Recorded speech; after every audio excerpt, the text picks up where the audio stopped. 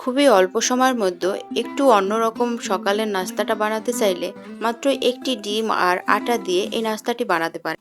আসসালামু আলাইকুম everyone, Tonni food and diary চ্যানেলে সবাইকে স্বাগতম।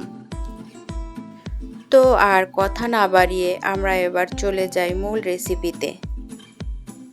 একটা বাটিতে 1 কাপ আটা, 1/3 কাপ চালের গুঁড়া, আদা, রসুন, পেঁয়াজ, জিরার গুঁড়া এগুলোর হাফ চা চামচ পেস্ট আমি দিয়ে দিলাম। 2টা কাঁচামরিচ কুচি দিলাম। এই পর্যায়ে একটু মরিচের গুঁড়া, একটু হলুদের গুঁড়া দিয়ে দিলাম। এবারে স্বাদ মতো লবণ দিয়ে দিলাম।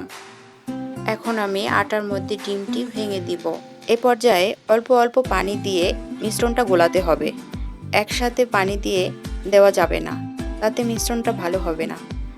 এরপরে অল্প অল্প পানি দিয়ে গোলানোর পরে আটাটার মিশ্রণটা এরকম হবে যে বেশি ঘন না বেশি পাতলাও না। এরপরে গ্যাসের চুলাটা জ্বালিয়ে দিয়ে মিডিয়াম টু লো আঁচে রাখবো আর 1 চামচ গোলা আমি তাওয়াতে দিয়ে দিলাম। এভাবে করে আস্তে আস্তে সব রুটিগুলো ভেজে নিব। আজকে আমার এই বেলার ঝামেলা ছাড়া গোলা রুটির রেসিপিটা কেমন লেগেছে কমেন্টে জানাবেন। এক এক করে আমার রুটি ভাজা প্রায় শেষের দিকে।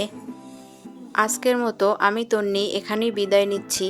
আমার ভিডিও যদি ভালো লেগে থাকে তাহলে আমার চ্যানেলটি সাবস্ক্রাইব করে দিবেন, লাইক করবেন, কমেন্ট করবেন।